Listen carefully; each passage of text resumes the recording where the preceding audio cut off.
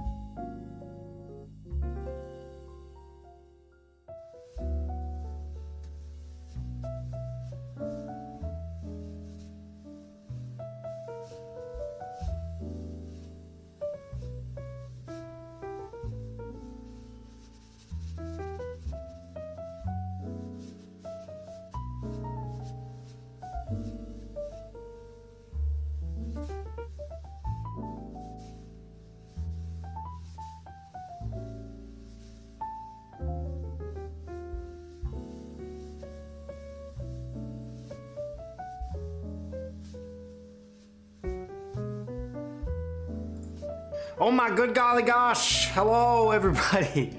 Oh, yeah. You know what I mean? You know what I mean? You guys know what I mean, right? You know what I mean? You know what I mean? Hold on, there are some alerts. Let me say hello. Let me say hello. Oh, I'm not even woefully, but Charlotte, the 5 subs. Charlotte, you mad lad! Charlotte, I hope you're doing well. Last time we spoke, you were graduating, which you're now done, and you had to sort a lot of beads. That's as caught up as I am with you. Sundance, thank you for the tier 1 for 4 months. Alex, thank you for the host. Hello, everybody. Hello. Hello, Sundance, Eburns, Anna, Kev, Laura, Alex, Bethany, Lockie, Daria, Georgie, Queen, Chamberlain. What's up, yo? Did I get everybody? Sophia. What's up, everybody? I'm doing good, guys. This week has been absolutely nuts. It's been just it's been good. It's been good. It's been a lot. The past 48 hours specifically have just been like a mad dash. A good kind of nuts. Yeah, a good kind of nuts. A good kind of nuts. Yeah, so if you guys didn't see in Discord, we're just gonna chat for a little bit, and then I gotta skedaddle. I thought I could fit everything in, but long story short, I have like a very big audition that is like very, very nice, and I gotta keep working on it. I'm gonna try to film it today, so that's what's going on. And I have like a couple meeting things I gotta do, and then tomorrow. I gotta jump from like 2 different sets, so I'm squeezing in a lot of things. So thanks for saying hi, guys. I appreciate it. How is everybody? Caught up as you can be. Thanks for remembering. Okay. Oh, busy guy. Really long time since. What's up, Sophia? No worries. I hope school has gotten better. I moved in December, still unpacking. Oh my God. I literally have a box that has a nightstand in it serving as my nightstand instead of building it so I can have a nightstand.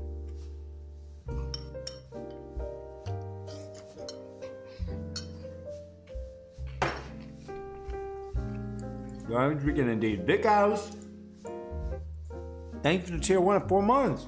That's crazy. That's a third of a year. Thank you, Jess. Thank you. I'm out of groceries. My mom gave me this cereal a long time ago. It's like the Special K protein cereal. It kind of tastes like cinnamon cardboard. Not gonna lie. But sometimes you just need to put food in you. You know what I mean? Sometimes it is not about the taste. Also, I got a haircut and shaved. Now you're all caught up. Better than cardboard without cinnamon. You know what, Daria? Fair. Ends this Wednesday. Nice. Next week, guys, I will try to make up this live stream. I'm going to try to do my best, either with a longer live stream or fitting in a third. I think moving forward, guys, I think for now we're going to stick with the Thursday, Saturday at this time. I know a lot of you guys are at work, but I also know a lot of you guys are European as well. But frankly, it kind of just works best for my schedule these days, where I can kind of get some work done. It's kind of unfortunate. Here's the worst part about being a social media content creator, guys, is that you can truly love it and enjoy it and love hanging out with you guys.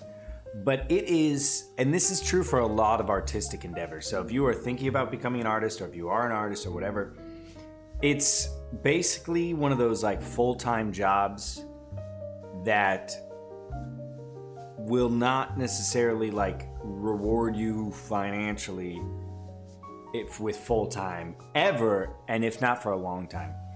So for the streams moving forward, guys, I just want to let everybody know I'm going to have to treat them a little bit more as things I fit in between my other work, which is what I have always done, as you guys know. But it's going to be even a little bit more so now, which I don't like to do. I don't like shortening my time with you guys, because this is one of my favorite things to do. It really is. But at the end of the day, I live in this apartment now, which is so good for my mental health, but it doubled my rent, and I gotta pay my rent, and I gotta keep pounding the pavement with the whole acting thing. But all that being said, we're gonna treasure our time together. Bio interview posted on YouTube. Thank you for asking, Greza. So what happened with the Violet podcast? It is gonna be on the YouTube channel ASAP. What happened was I took my break, and I allowed myself to actually take a break. And also, anyone who's watching the podcast, please, if you notice something like this in the future, I'm an idiot and I don't like to have my headphones plugged in. I run hot as shit. I live in Los Angeles. I'm in a tank top and shorts right now. You know, apartments usually don't have very good airflow. So I didn't have my headphones on. So she was echoing the entire time because my microphone was picking her up through my speakers, which I should have realized. I'm such an idiot. I was just doing too many things. So that being said, I still have the footage, but I, for my own OCD, need to go through it. So basically the whole 2.5 hours we spoke, every time she speaks, I need to basically split the audio to fix the echo. So it's going to be a time-consuming process, and I just frankly have not really had the time to do that yet. Great, but I'm going to try to do it this week. I'm going to try to get that up this week because I do know you guys want to listen to it. Yeah, even with the sound issues. Yeah. But if you guys are ever watching it in the future, and if you ever hear an echo, I promise you that is something I want to know, and I want to pause the podcast and I want to fix it. Because obviously it's a podcast, the audio is number one. So even if it's just slight, and you're worried about interrupting or anything, please say something so that I can rectify it. And if it turns out it's not actually happening, I'm never gonna be that's not actually happening. Stop it! I'm never gonna be upset. So if you guys could do me a favor, if you're watching it live next time, if you notice it, but give a guy a heads up. What's up, Bill Reeve? What's up, Luke? Thanks for the host, man. Sleep tight. Sleep tight. My camera's so high now. I need to fix basically what I did was both my monitors now are up off the ground. which is wonderful. But this one is a little too high, so I need to lower it. But the arm I got is like pressure based, so I need to get like an Allen wrench in there. But it is, Gonna pawn all there. Yeah, I have not been sleeping a lot. How's everybody else? What are you guys up to? Happy Saturday.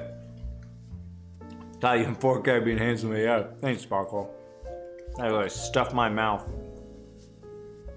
Guys, TikTok finally gave me playlists. I made too many of them.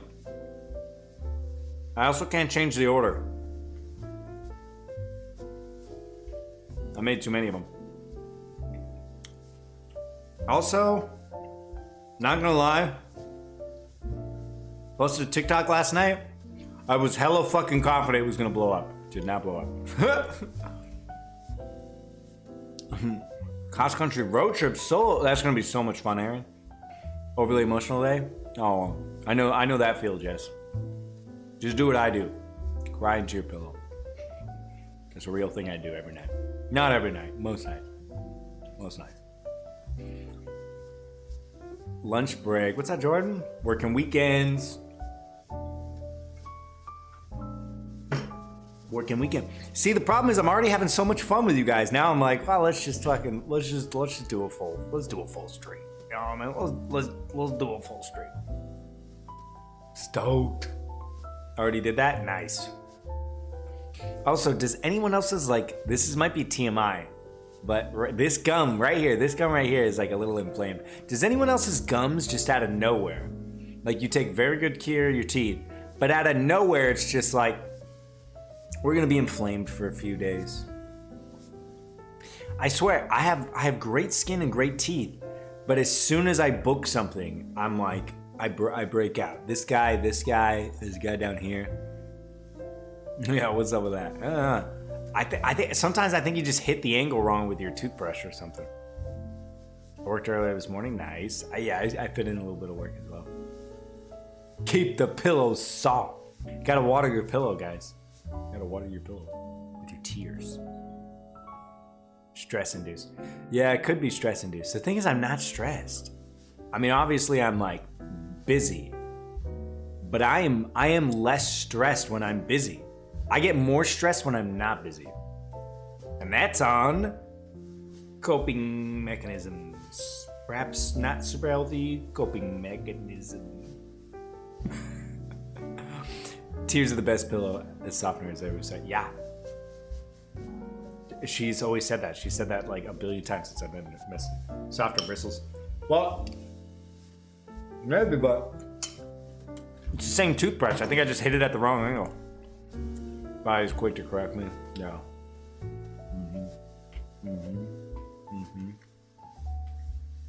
Thanks. It's the trauma. You are glowing right now. It's the trauma. Writing might help today? Yeah. Writing always helps. Whenever I'm feeling super emotional, two things are surefire to get me like back to my equilibrium. Brush better. Thanks, friend. Exercise. I know I talk about this all the time, guys, but it's my own personal thing. Like, I'm not talking about I don't exercise to honestly, I don't exercise to look good, because there's been points in my life where I'm like not exercising at all and whatever. I don't exercise really to look good. Or to really be in shape. Those are added benefits. Don't get me wrong. I love both those things. But the reason why exercise has been in my life, my entire life, is because it genuinely helps my mental health. So everybody's different, but if you're feeling down, that's my advice for you. Because at the end of the day, when we're talking about mental health, so much of it is subjective, right? It's all our own personal experiences. Obviously we have the DSM and stuff, but even that, there's so much we don't understand, and each of our experiences are going to be so unique to ourselves. So I wouldn't deign to tell you what you need to do and don't need to do. I can only tell you what helps me in my own personal journey. And when I'm feeling at my lowest, the thing I can always count on is exercise. And I'm not saying it's a fix, because there are times that I work out and a little bit later I feel like shit again. I really do. But it's the only thing that can consistently give me respite, and it's the only thing that I know will shorten the duration of what I'm going through. Because my battle with anxiety and my mental health is it's a roller coaster, right? I go periods of time, sometimes long periods of time, of feeling quote unquote normal or my preferred sense of equilibrium. Then I have periods, But I always know that it'll come back around, guys. If again, this is my own experience. I'm not speaking for anybody else, only myself. But I know even when I'm in the shittiest moments that it will get better eventually. And then I guess like part of me knows when I'm feeling really, really up high, I know it's gonna come back down, because I personally want my life to be right here, even though the roller coaster, like I like to be at my equilibrium. So yeah, exercise is the best thing for me. And even if it doesn't make me feel better in that moment, I know exercising and like eating well is going to be the best bet for lessening the duration of the negative feelings. Just like when you have a regular cold, right? You can power through the cold until you feel better, but you also know in the back of your head that getting rest, drinking plenty of fluids, although if you have pneumonia, sleeping the whole day and hydrating and eating well, it's not gonna make you feel 100% the next day. I'm trying to power through this, but I can't. Hey, Carly, thank you for the 225. I don't know what's up with my text-to-speech. I'm so sorry, guys. Happy Saturday. Thank you for the love and the good vibes. But I do know that is the best thing. It's either gonna A, make me feel better, or B, it is going to be my best bet at reducing the duration. So that's what works for me, guys. Sorry for that. No, don't even worry about it. I wish exercise worked as a mental health thing for me. It just makes me sweaty, heavy breather. Well, what I will say is, Rome is not built in a day. Again, everybody is different, but I'll say two things.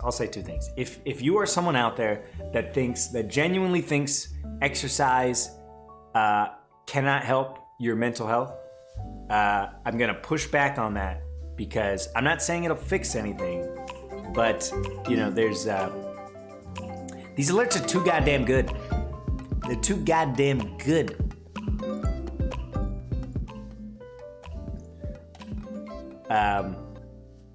What was I saying? Ange, thank you for the 10 months. Happy to be back. Hope the week was helpful to you in your audition stuff. Thanks, Ange. I really appreciate it. Mental health, exercise, if you think it's not for you. I will say it takes a while to see the long-term benefits of working out. It really does.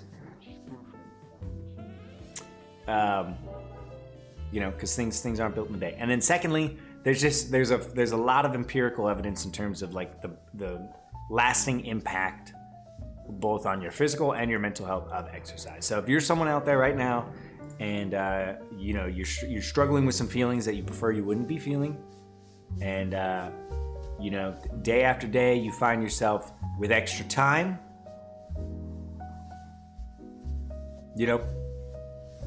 how many of us waste time on TikTok every day? Let's be conservative. How many of us waste 30 to 45, 60 minutes on TikTok a day, or any social media? I think the vast majority of us. Now replace one of those sessions, just one of those sessions a week, with exercise. Do that for 8 weeks. I know it's a lot, but do it for 8 weeks. Come back, tell me if it helped.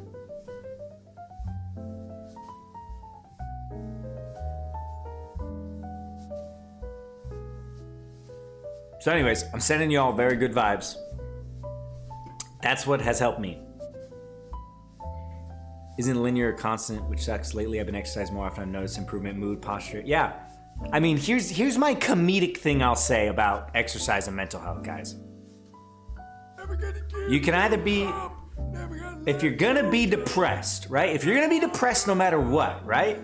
If your mental health is in the shit if you have a genetic disposition, if you have, you know, like if you've had a hard past, for whatever reason, you're depressed, right? You're depressed. You can be depressed and out of shape, or you can be depressed and in shape. Know what I mean? If the constant in your life is depression, choose between those two options for me. And that's like just that's like a shitty joke way that I tell myself.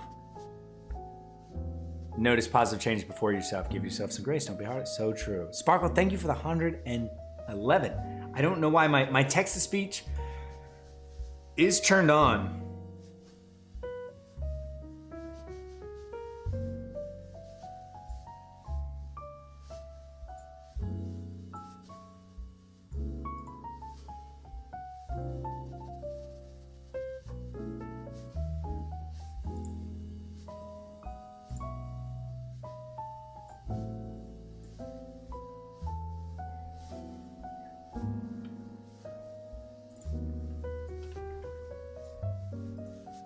My turn to take a break, I know. See you later, Charlotte. I appreciate it. Too intimidated by TikTok voice lady. Yeah, I guess so. Easy walk around the neighborhood. Oh my God, yes. Thank you for bringing that up. Actually, guys, one of the best pieces of exercise you can do, whether you're starting out or you are literally a professional bodybuilder, is literally low heart rate,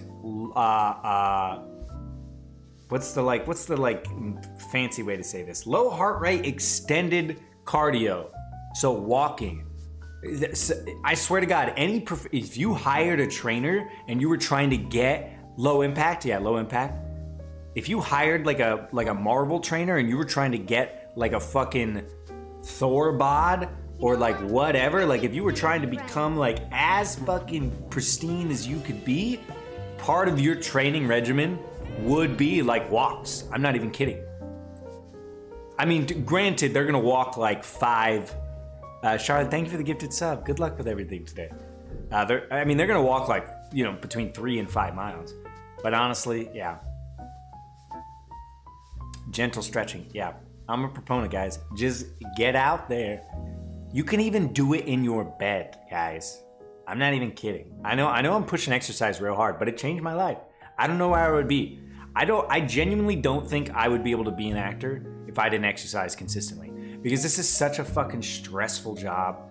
This is a job where for years you have to tell yourself that you will reach your goals when, you know, all other external factors around you are saying no.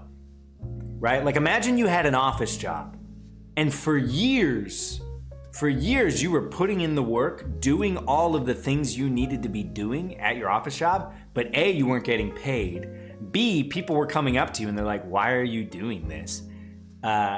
C, people were just constantly rejecting you. Like maybe you're constantly getting fired and you need to like get a new job or you're applying for job. Like, you know, no one wants to feel like they're doing poor in their work performance, but in a lot of artistic endeavors, you basically just have to like suck that up for a long time. And there's a lot of other shit that goes along into it. There's a lot of amazing positive things about it too, don't get me wrong. But what helps me the most with all of that stuff is exercising. Sun school after starting workout consistently, so much fun, kind of want to take it further. Yeah, there's a lot of different ways to exercise, guys. You don't have to hit the gym. If you don't like running, if you don't like hitting the gym, there's so many different options. You know, you can take classes. There's lots of different forms of yoga. There's different forms of martial arts. There's intramural sport leagues. There's hiking. You know, there's so much stuff. Stretches while laying TikToks. Yeah, guys, stretching in the bed. Literally Google it. Stretches I can do in my bed. Another trick, if we're just gonna talk about exercise for a while. Another trick I would do when the anxiety, the depression. I don't know if I should say depression because that's kind of like self-diagnosed. Definitely have anxiety. Anxiety-induced depression. I'm just gonna stick with anxiety. When the anxiety is kicking in hard and I'm having trouble leaving my home, because that happens to me, guys. I have trouble leaving my home when my anxiety is hitting really hard, especially with like COVID and everything. And you can like order your groceries. You know, it is. If you live in a major metropolis area, you trust me on this. You literally don't need to leave your home. But what I would tell myself is, I might go to the gym and just stretch, okay? That's a win. If you want to go to the gym and if you just want to stretch for 10 minutes, 15 minutes, a half hour, just go there and get a good stretch in. Listen to your audiobook, listen to your music, go late at night, go whenever you want. And more times than not, the act of getting dressed, getting out of the house, getting my shit together, going to a place that is for exercising, more times than not, I would stretch and then I'd be like, all right, well, let me just do one thing, right? You do one thing and then you're like, oh, you need to, not you need to, but if any of what I'm saying resonates with you, if you're someone that also struggles with anxiety, something that really helps me is setting small accomplishable goals. Because one of the biggest things that like sends me spiraling out of control is getting too in my head, right? Setting up these monstrous goals, you know, like, and exercise is a good one. Like, well, what's even the point of going to the gym, right? Because I don't even think I'm gonna be doing it consistently. I'm not eating right. I'm not gonna get that good of a workout. You know, it's not gonna change my body overnight. Like, there's so many mental blocks in every single day that we set up for ourselves that we're not even aware. And it's just about getting that small little momentum. That's why all those books, all those self-help and millionaire books and stuff literally tell you one of the best things you can do if you want to be a millionaire, make your bed. Millionaires make their bed in the morning. And listen, all that shit is bullshit, okay? All that millionaire mind stuff is bullshit. Because making your bed in the morning is not going to change your life, right? The fact of the matter is, no one thing is going to change your life. It's just not. Even if someone dumped $1 million in your hand tomorrow, it's gonna make a lot of things easier, but receiving that $1 million itself, you're still gonna have to deal with tax implications. You still gotta learn how to manage that money. You gotta learn if you're gonna quit your job. Are you gonna give the money to certain people? You know, no one action can change your life. But the thought process behind that is completing a small thing will mentally trigger something in you. You know, it will give you that feeling of accomplishing a task, and you can work your way up to completing more and more tasks. Vitamin deficiency. Yeah, it could be so many things. The motivational speaker here. So anyways, take a little walk, you wear a mask, sunnies, no one needs to see your face. Great for social anxious. So true. So fucking true. Or reward yourself. Something else I would do when we're really getting into the thick of it, but I go through sessions where it's so difficult for me to leave my home. It is. Reward yourself. I would walk, there's literally a Starbucks. I live in Los Angeles. So there's literally like 2 Starbucks within a few block radius of me. I'd say, hey, go get yourself a coffee. You know, and that's all I would put on my schedule for the day in terms of, you know, work I was doing to try to work on my anxiety. You know, but then a day or two later, it's like, let me do that again. But instead of going directly to the Starbucks, let me make a slightly different turn. You know, or the other day I was like, I don't feel like cooking. You know, the anxiety's hitting a little hard. I'm gonna go get a sandwich, but since I'm rewarding myself with that sandwich, I'm gonna go to the park and eat it, you know? So if you're struggling with your mental health, guys, and if you know that there are things in your life that make you feel better, but your brain is telling you not to do them, you know, give yourself a little reward system, trick yourself into doing them, you know? If your brain is gonna be a stupid doo-doo head and, you know, have a chemical imbalance, because you can't control that. You know, if your brain is like, hey, yeah, for this next month, I'm not giving you any serotonin. That's pretty fucking stupid, right? So trick your brain. Don't get tricked by your brain, trick your brain. You know what I'm saying? You feel me? You feel me? You feel me. Anyways, Einstein's apparently lived in a house that looked a lot like mine. There you go. It's all the little shit. Don't underestimate the power of doing little things, yeah. Rude ass brain. Road ass brain. Make myself leave the house, go get ice cream with my sister, go to the bookstore, something fun to do. Also gets me out of the house with something fun to do. Just leaving the house for groceries. Yeah, I feel you. I feel you hard. I'm on the autism spectrum. It's all this shit is a journey. You know what I mean? And the thing is, there's so many. Sorry, I'm chewing. I know that's annoying.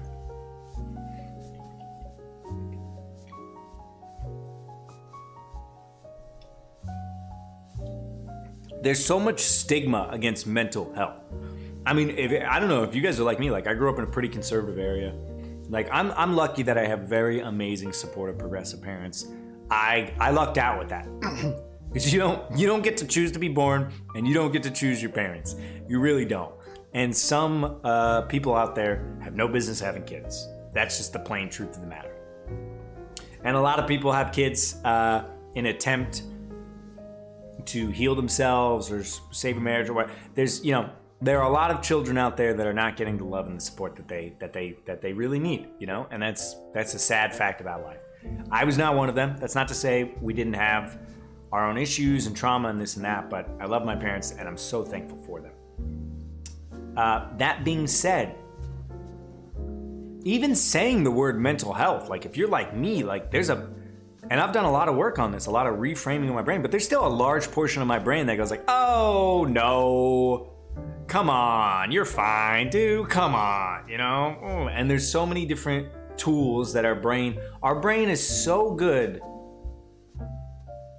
at ignoring pain, right? Because it is easier to ignore something than face it head on, right? If I have a hole in my roof, I don't even know how to fix a roof. How am I supposed to fix a roof? But there's no hole in the roof if you can't see it. You know what I mean? So our brains are so amazingly complex and amazing at hiding away things that we are not ready to deal with. And a lot of that comes with cultural and familial and inherited traits and traumas. So, just give yourself the space, guys, because I promise you, it's much more common. If you're feeling isolated, if you're feeling like there's something wrong with you, I can promise you that there's not. And, imagine a world where, mental health issues were the same thing as physical health issues. Like if you broke your arm, nobody would tell you you're faking it. No one would shame you for getting medical attention. No one would say, wow, you broke your arm a few months. When is your arm gonna stop hurting from being broken? Your arm is gonna heal when it's going to heal. And since the brain is infinitely more complex than one singular bone, it can't heal exactly like that. So don't let anyone try to isolate you or make you feel bad for prioritizing your mental health or for having mental health issues, because it's incredibly common. And the fact that it is only, I really feel like within the past 5 to 10 years, have we really started to kind of revolutionize kind of, mental health in the zeitgeist, in popular culture, right? It's talked about more frequently. There's much more support being given. And I think a lot of that has to do with the younger generations and the interconnectedness that came with social media and such. But if we had that 50 years ago, with our parents' generation, how much of that stuff was not diagnosed?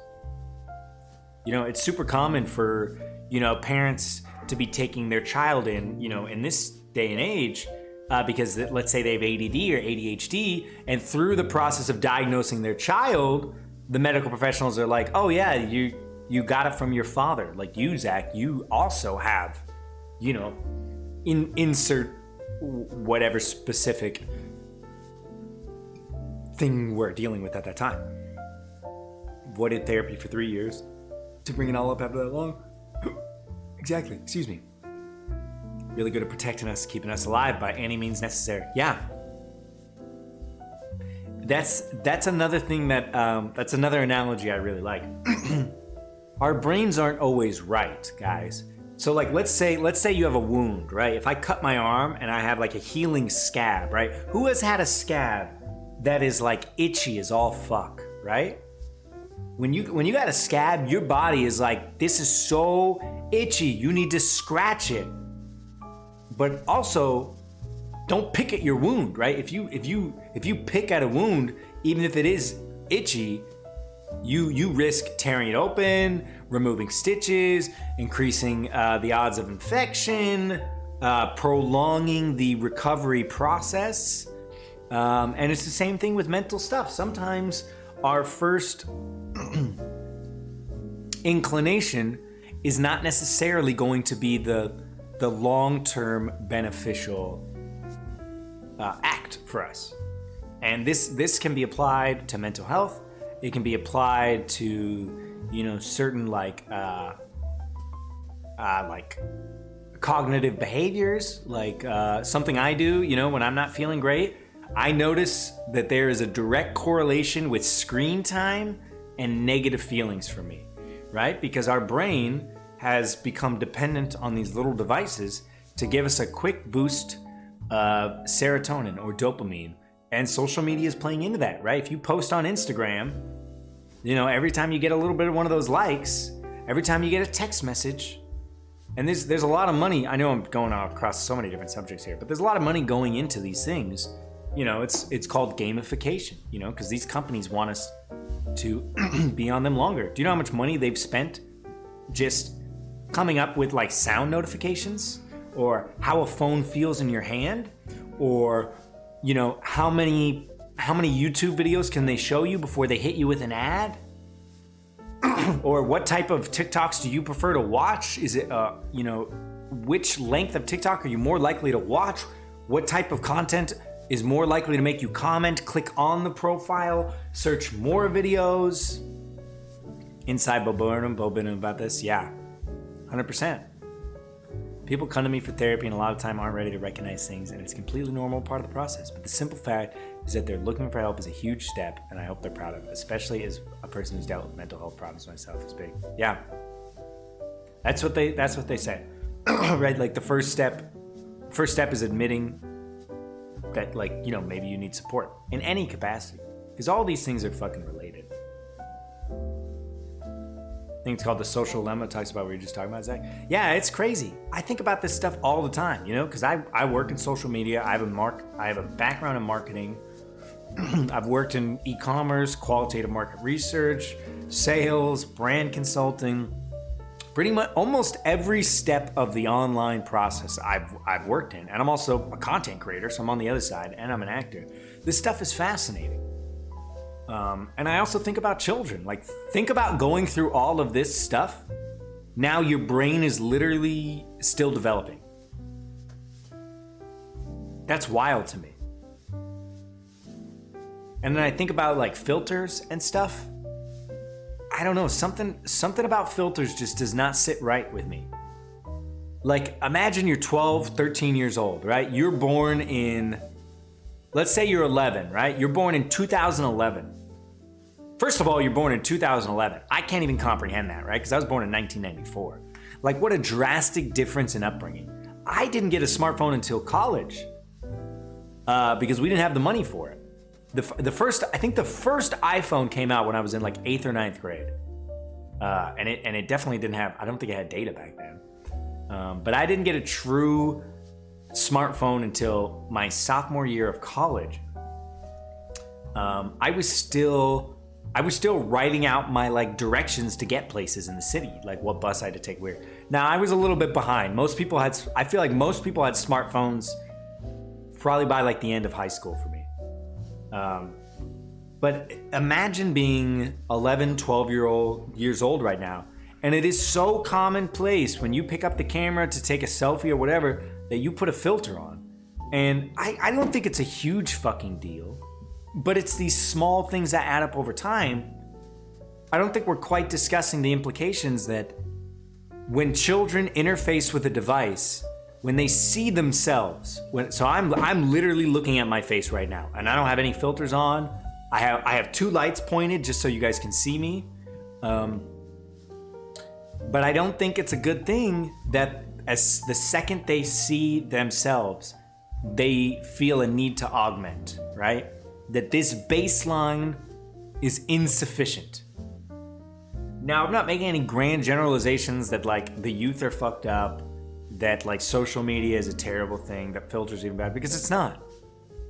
But just imagine every single day of your life, from a very young age, every time you see yourself, you think you need to change something. And how many of us, when we're taking selfies, I'm guilty of this, not to an extreme degree, but it's pretty common when you take a selfie, you know, how many do you take? 40? 100? 200? Talk about this on my podcast? Yeah, it's a good subject. Let's say you take 100 selfies. I don't think that is too crazy to say that there's a large portion, if not almost everybody, you're taking a selfie for a social media platform. You take an excessive amount. But here's the kicker. You only like a few of them. There's something up with that, right? How can you take 100 photos of yourself and only like 1 or 2? Felt longer with just makeup? Totally. We're not even getting into gender and race. The amount of like additional implications that come with being someone who's female presenting in this culture is like almost ridiculous. In 2013, don't usually post a lot, just special occasions. Yeah. First exposure to Instagram, yeah. I didn't have an Instagram until I moved to Los Angeles. Isn't that crazy? I didn't have an Instagram until 2017. And I was 23,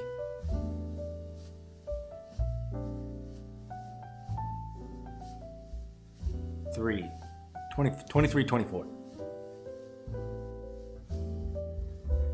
Anyways, this is the stuff I spend my day thinking about. 3, and you know, so much about cell phone, getting into YouTube and Snapchat. It's crazy. Couldn't even imagine growing up with social media when I was 13. I had to deal with large Dell computers. Yeah. I in grade school, we still had to use encyclopedias. I was like right on the cusp. You know, and that's why, you know, so I'm technically a millennial. I think millennials is what, 1982 to like 1997? Let's check. 1981 to 1996. You know, and that's why these generational classifications are not perfect. And they do tend to change. You know, in the next 10 years it'll change. Because that's a huge group, right? That's a 15-year group, which maybe isn't that big of a deal, but I like to think of it in terms of more like, I think technological advancements have drastically changed your upbringing. So if you were born in 1981, from anywhere from like 1981 to 1985, you probably didn't get the internet until high school, maybe college, right? Meanwhile, I was born in 94. We had computers growing up in my house. Like we all, from a very young age, we had computers. However, it was still dial-up, right? That's going to be very different than someone born in 2002, right? When there was wireless and stuff, you know? I couldn't go on the internet if my dad was expecting a phone call. The internet itself was still very reduced. I didn't have a cell phone. I didn't have social media. So generational gaps, I think, are not perfect as they are defined now, and I think technology. But again, and I don't want to paint this picture that it's such a negative thing, because these kids that are growing up with it are so savvy, and they're going to wind up doing some really fucking amazing things. You know, I have nothing but like pride and optimism for each generation younger than me, even Gen Z. You know, like it's Gen Z that are doing really fucking cool stuff. You know, like that kid in Texas that like came up with that invention to like remove a bunch of plastic. Mr. Beast, say what you will, but the dude planted what, 100 million trees, 200 million trees, or you know, by the end of whatever. So I have no doubt in my mind that with each passing generation, they are utilizing the tools to their extreme advantage. That being said, I think it is the duty of older generations, i.e. most of us, to do our best to think about these new tools and their potential long-lasting negative implications. Because we can still give kids all of the amazing positive tools.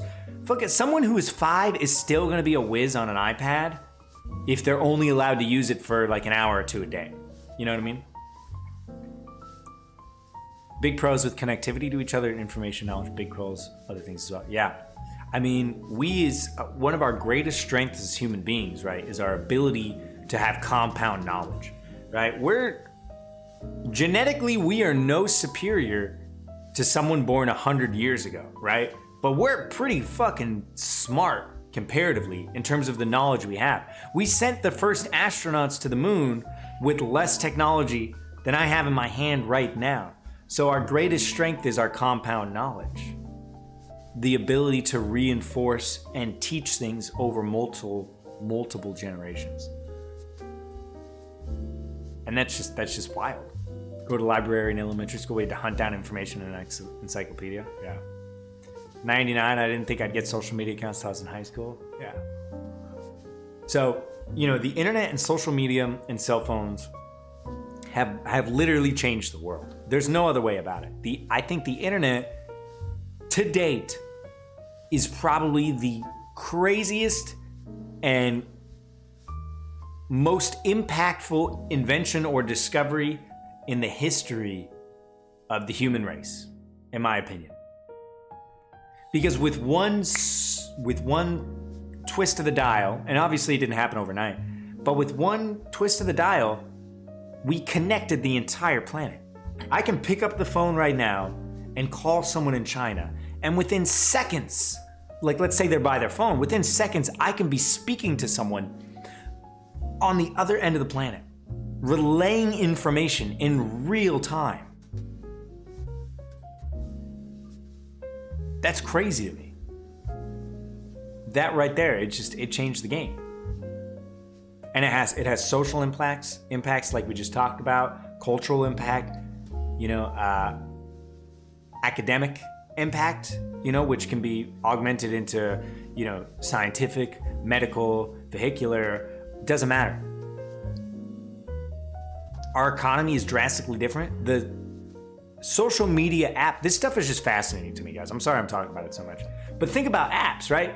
The whole app world, applications, the App Store, Google Play Store, that's $1 trillion economy, right? Between social media, marketing, advertising, micro purchases, what have you, trillions of dollars will be spent a year within the application economy. That is something that did not exist 10, 15 years ago.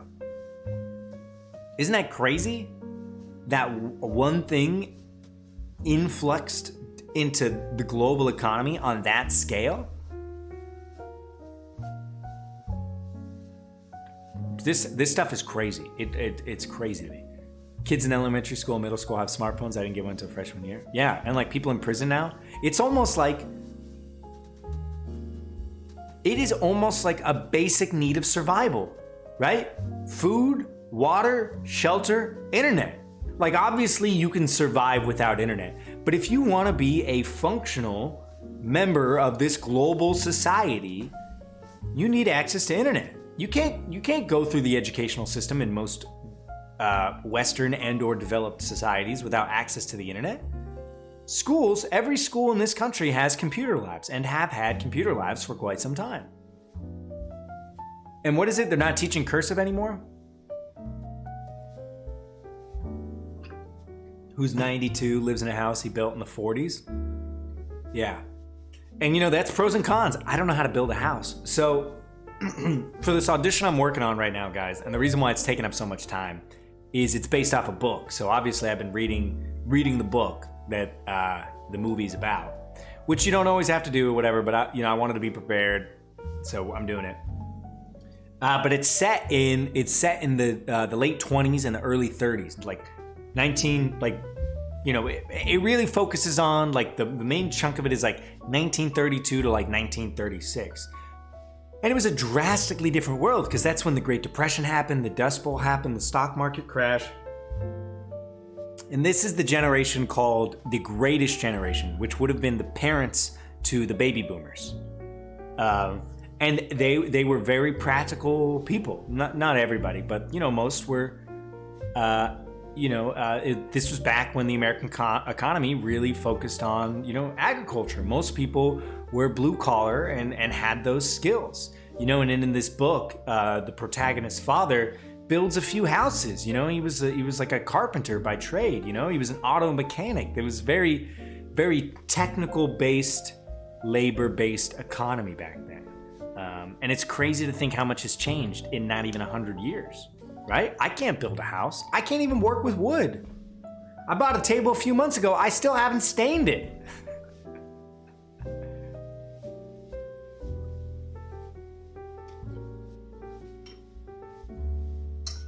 So, to wrap it all up,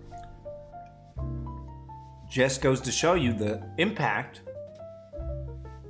your upbringing has, you know? Familial, culturally, pragmatically. And there's not a need, there's no right or wrong, right? My grandpa got married to my grandmother when he was 18. He had my mother and 3 other kids. And he was always a handy guy, right? He started a sandblasting company. And if you don't know what that is, it's a way to like clean houses and commercial and industrial spaces. I'm sure you're familiar with power washing. It's like that, but with sand. Yeah, I'm in the United States, yeah.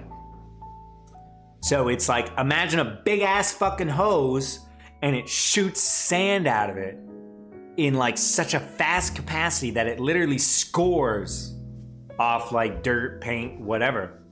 And he started that sandblasting company, you know, when he was like 18. And then, you know, and then he got into like flipping houses, and he was up on roofs, even into his like late 60s and 70s, like fucking fixing roofs and stuff. You know, but that's just who he is. And even now he's in his 80s, he still does like woodworking as his like hobby. Meanwhile, I've never done anything like that. But that being said, like I can build a computer. I know what a sales funnel is. You know, I my skills adapted for the time I'm in.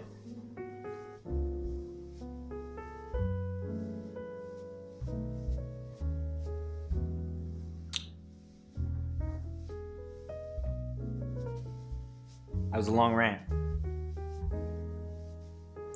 We covered mental health, exercise, social media, implications of all of these things,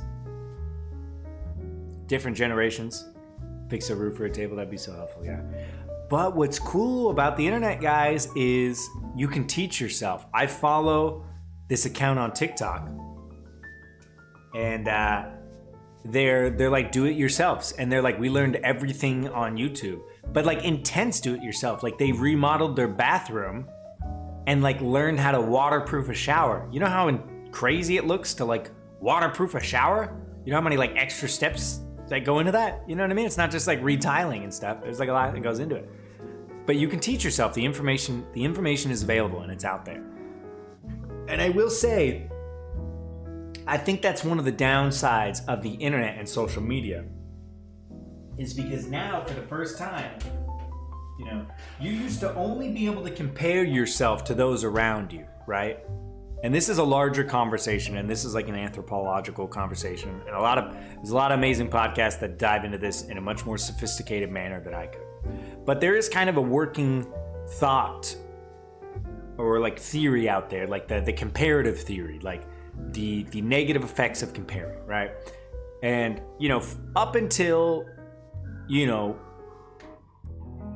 probably about, you know, until the rise of, I guess, metropolis, like large urban and industrial areas, and then furthermore with the rise of like the internet and stuff, you know, you really only compared yourself to those around you, right? Whether it was like a tribe, a community, a small town, whatever. And chances are, since that was a small enough sample size, you were probably going to be the best at something, right? Or you were probably going to be pretty good at something, whether it was like, if we go pretty far in the back, we go, you know, making baskets, gathering, hunting, whatever. If we go kind of more like, you know, colonial kind of time, you know, chances are maybe you're going to be the tallest, the fastest, the prettiest, the most book smart, the best grades, best at a certain sport, you know, best singer, whatever. The chances are you could have something to kind of like hang your hat on or whatever. But in a stroke, that's changed because now I open my phone and I'm no longer comparing myself to those just around me. I'm comparing myself to a much larger size, whether that's like an entire online community or really the whole world. And you know, I like to think about stuff that is like kind of counter to how our bodies are built, right? Because our bodies, genetically, we've not changed for quite some time. Also, I realized I'm streaming in like 24 frames per second because I forgot to change that back. So if this looks wonky to anybody, actually, let me check this real quick. I don't even have encoding right now. It doesn't even tell me. Okay. Anyways, chances are you were going to be the best at something, but now you're comparing yourself to a much larger sample size. And you know, that'll do something to you. That'll do something to you. See you later, Leslie. Comparison is the killer of an individuality when we're so focused on becoming what everyone else wants. It looks great. Okay, good. Thank you. Thank you, Sparkle. So, I lost my steam there a little bit, but social media has changed that. You know, we're no longer living the way we were kind of designed to live, right? Like our bodies weren't necessarily genetically designed to be so sedentary. Like when we first genetically evolved into the current state we are, like we're not Homo sapiens, what are we?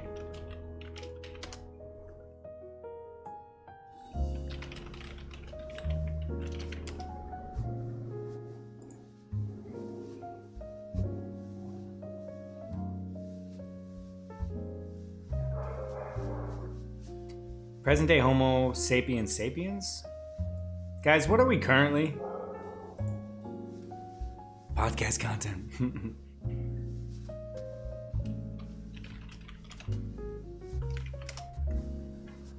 Oh, I guess we are still Homo sapiens. Anyways, when we first became Homo sapiens, like think of the type of lifestyle we were living, right? We were pretty much hunters and gatherers. We were probably only living to like, 20 to 30. We didn't have nearly as many like tools and advancements as we have now. And I'm not saying this is a bad thing, right? Because obviously our life, what's the average life expectancy? I don't know, between 75 and 85. So we obviously have used our like combined effort and intelligence for the betterment of mankind. But that being said, there are negative implications as well. Whether that's like from a physiological standpoint, from being more sedentary, whether it's, eating, the rise of processed and industrial foods, whether it's like a mental health kind of thing in terms of, every time we open our phone, we're addicted to these little brain machine kind of things.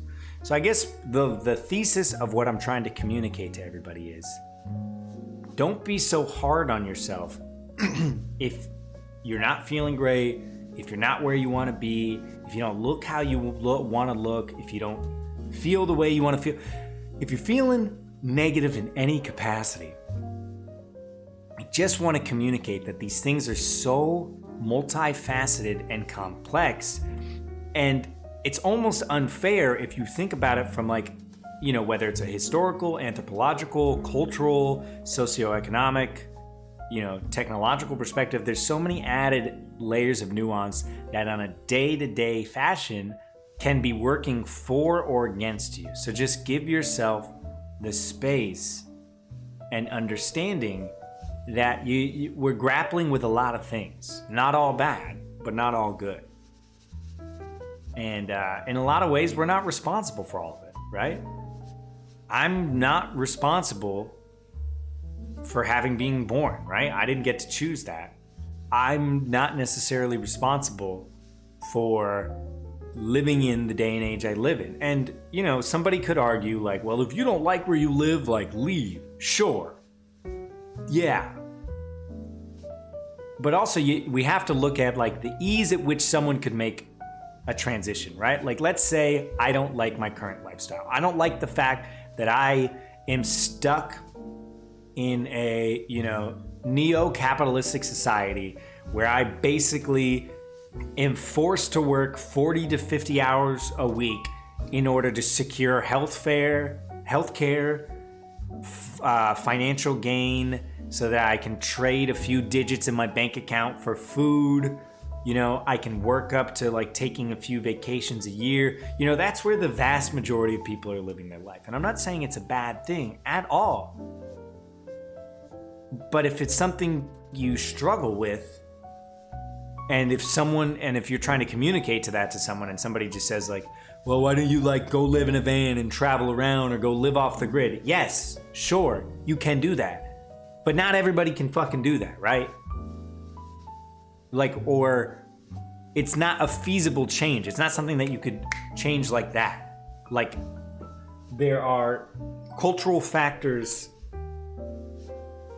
that increase that barrier to entry. Just like if I wanted to start a grocery store tomorrow, I'm going to be competing with people like Safeway, Ralph's, Walmart, Target, whatever. Like, there's already an established meta that is going to be working against me. That doesn't make it impossible, but it also, I don't think, is quite fair for someone to use as a critique against you if you're struggling with something that you didn't choose to be a part of.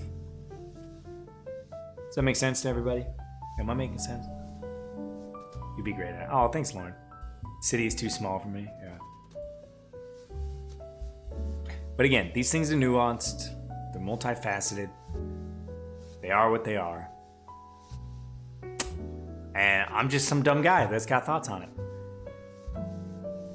My main thing is, it's okay to feel like shit. There's a lot of things working against you. There's also a lot of good in it. Don't let anyone give you a hard time for your pursuit of happiness.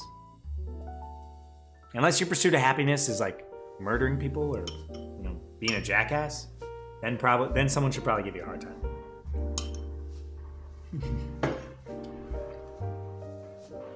So anyways, those are my thoughts. Thanks for listening.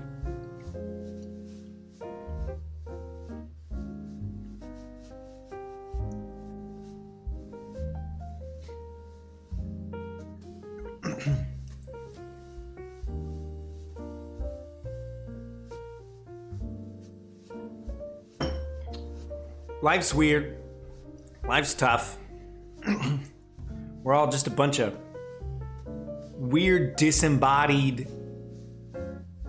brain, soul things floating around in meat sacks of blood, bone, and sinew, and mucus, and water. Does that thought trip anybody else up? I'm literally 1,000% sober right now. Does it ever just stump you? Like, sometimes I'll just sit here and the more you think about anything, the weirder it gets, right? But just sit for a second and be like, what actually am I? Like, what part of me is me, right? It's not my actual body, although I can feel all of my body, right? I can feel my toes to the top of my head, my skin. I have full control over this physical thing. However, I'm more than that, but I'm also not my brain, right? I can't feel my brain right now. Like, I know that there is something in here, right? My head feels full, but I also don't feel like my brain, right? I feel like kind of I guess the best word is a soul. I feel like this ethereal being that is simultaneously in this body and not in my body, right? When I close my eyes and I start to let my mind wander, where does it go? Physically, it stays in here. Metaphysically, it can travel, however far I want. The more you learn about anatomy and physiology, the weirder it gets, because you're just like, oh, yeah, brain into that. That just stumps me all the time. I'm like, what am I really? Who am I really? Electrical signals, yeah. We are spiritual beings living a human existence. Yeah. We're living a human existence. And like, you know, I've had this conversation with people before, and sometimes they get upset with me because it's like a little... I understand that my logic here can be cyclical, you know, by saying like, you know, almost... Sometimes I'm hesitant to come to conclusions because the only conclusion I can really come to is that we can't come to any conclusions, right? And that right there is it's a cyclical sentence, right? It's a logic that redirects back to itself. But it gives me a lot of pause because our understanding of ourselves and the universe has changed so much in the past 10 years, in the past 50 years, in the past 100 years. And then if we're talking about technology again, like that has changed the game, you know? So it's like, who's to say what the fuck we are? Because by the end of my life, the understanding we have of the universe, of space, of our own biology, of the oceans, is going to be so vastly different than it is today on June 5th, 2021 at 12:10 p.m. Pacific time.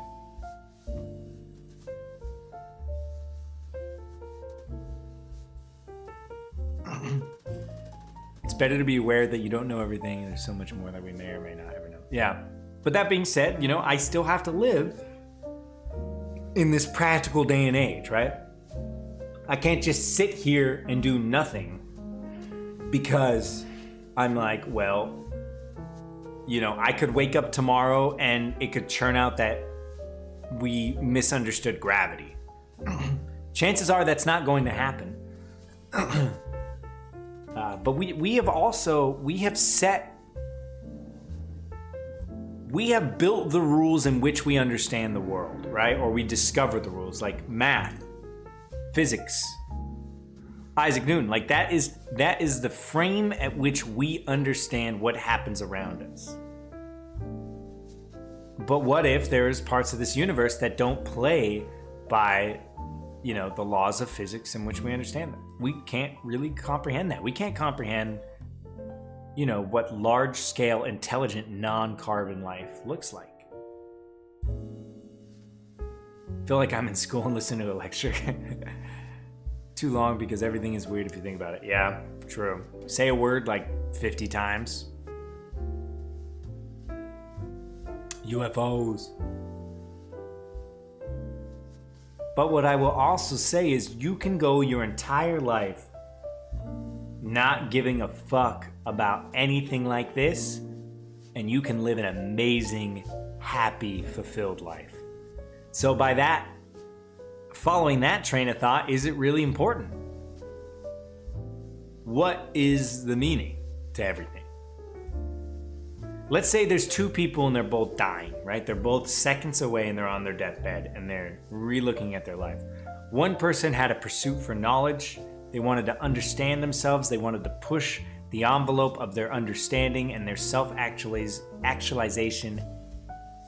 And they had ups and downs, right? Let's say that pursuit of the unknown and nothingness caused a lot of anxiety.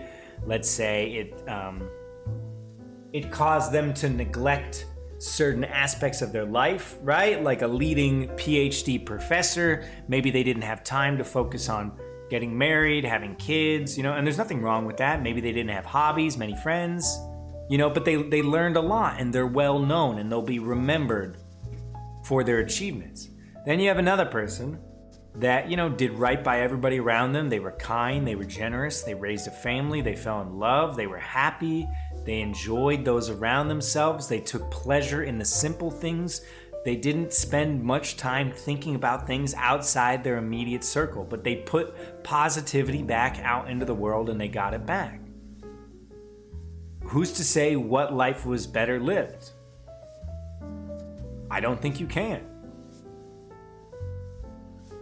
Socially and economically in our existence, you can't just exist in existential crisis. Maybe if we could find out more. Yeah. So, This is the kind of stuff I spend my time thinking about. You get one life and you have to choose what is best for you to do and make you feel happiness and most fulfilled time. There's no right or wrong answer. Yeah. I agree. And who's to say that there is something noble in the pursuit of furthering mankind, right? This planet would exist without us, right? And it's egotistical of us to think, it's in my opinion, it's derivative of a fear-based mindset, right? Because death is scary. The next phase of our existence after this one ends is a scary thought. So I think people cling to certain things to give them a sense of legacy or immortality. And I think one of those is the pursuit of achievement. How are you going to leave your mark on this world? What have you done? Who have you become? But that in itself is rooted in the subjective existence that is to be a human. Animals living in the rainforest don't give a fuck if I advance the technological advancements of batteries by 200 years in my lifetime. And that work, right? That's one way to look at like the next stage of what's going to be the next revolution, right? Kind of internet and technology was the previous kind of revolution. But if we find way to like increase battery capacity, especially for things like maybe like fission or renewable resources, like that could change the game in a lot of, it could have a lot of other ripples in a lot of other like industries and stuff. But that being said, if you never fucking did that and humans just disappeared tomorrow, let's say like our nuclear reactors didn't have a meltdown or whatever. Let's just say just pop, this planet would continue to exist. So, perhaps the pursuit of human achievements isn't necessarily a noble cause, right? But that being said, let's say the progression and achievement of humanity allows us to continue to spread more good. Let's say we get to a point where we live harmoniously together as a species and with our planet, and through our technological advancements, we're allowed to go help other species that are struggling in that timeline. Or because of that, we cure certain illnesses so that every person that is born has, a carefree and healthy existence. Yeah. We didn't get an instruction manual. We have to just take it day by day, make the right decisions for ourselves. I agree. Leave the world a better place than when you arrived. I also agree with that.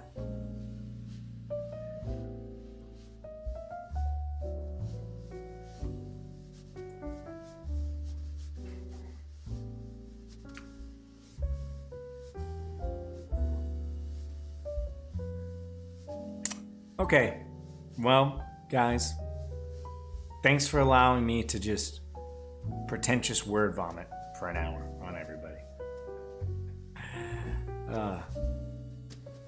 But these are legitimately the things I think about. So if it was too much of a bleh, I'm sorry. That's just who I am.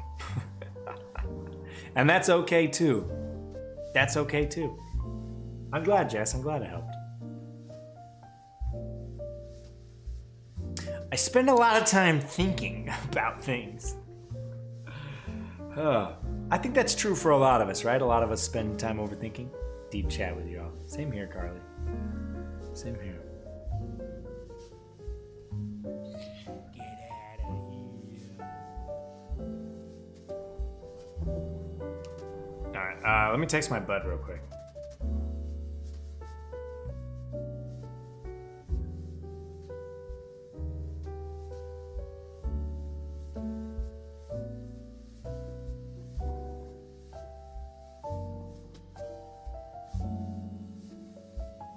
It's the guy I'm filming with.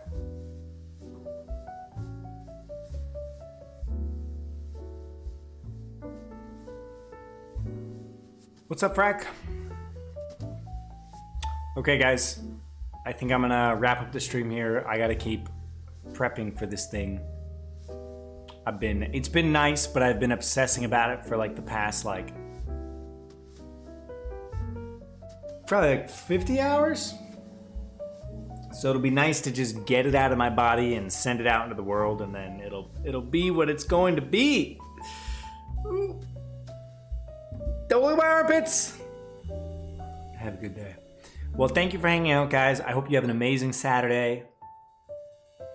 The schedule moving forward is going to be Thursdays and Saturdays at 11 a.m. Pacific. So mark that in your calendars if you want to hang out some more. Next week, we're going to be playing Dream Daddy Dating Simulator to thank you all for being such a wonderful community. So we'll play a little bit of a meme game. Hey, thanks, May. Great day for everyone. Dream Daddy, yeah. So next Thursday, 11 a.m. Pacific. That's something you want in on. You are invited. This is your formal invitation to find your dream daddy. Let's all come together and find our dream daddy.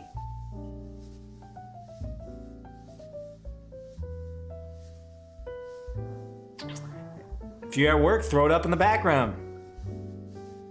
Your dream daddy understands that you're a hardworking individual.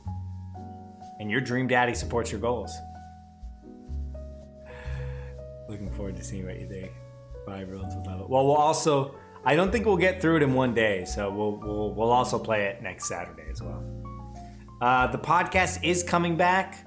I had something scheduled for tomorrow, but I'm going to be on film. I'm going to be filming, so I can't. But our next guest is probably going to be Dorothy, for those of you that know our good friend Dorothy. Dorothy Manini. I'm 95% sure I'm saying that correctly. Work with small children, so I cannot, but I'll be thinking about it. Yeah. Type again. It's a dating simulator, Caitlin. It's a dating simulator. It's a dating simulator. Never heard of that. It'll be a hoot and a hat. Be a hoot and a hat. Oh yeah, that's right. You work with small children. You know what? Small children deserve dream daddies too. Although we should rephrase that as dream parents.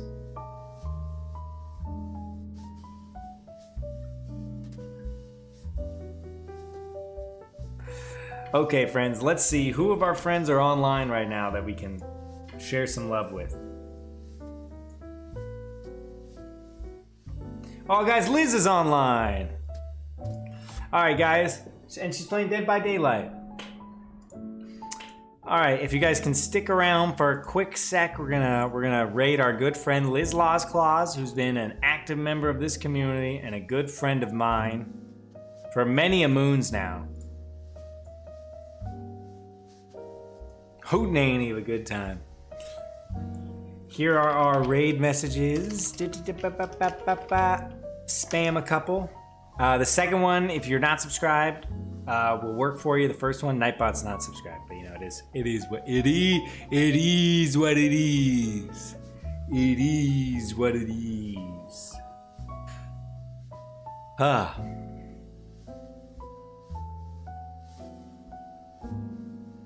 Okay, friends. Thanks for coming out. Thanks for hanging out with me. Thanks for being some of the coolest people I know, and for being interested in my life and my thoughts, You know what? and in my I think career. we're gonna be- Thanks, man. But yeah, it genuinely means a lot to me to have you guys, and I know things have been in flux lately and stuff. So thanks for hanging out. But starting next week, we're gonna be back to our regularly scheduled programming at the new times, Thursdays and Saturdays at 11 a.m. Pacific. Moving forward. And I know some of you guys are at work, so I do apologize for that. But I'll see you all soon. I love you lots. Have a fantastic weekend. And go get him, Tiger.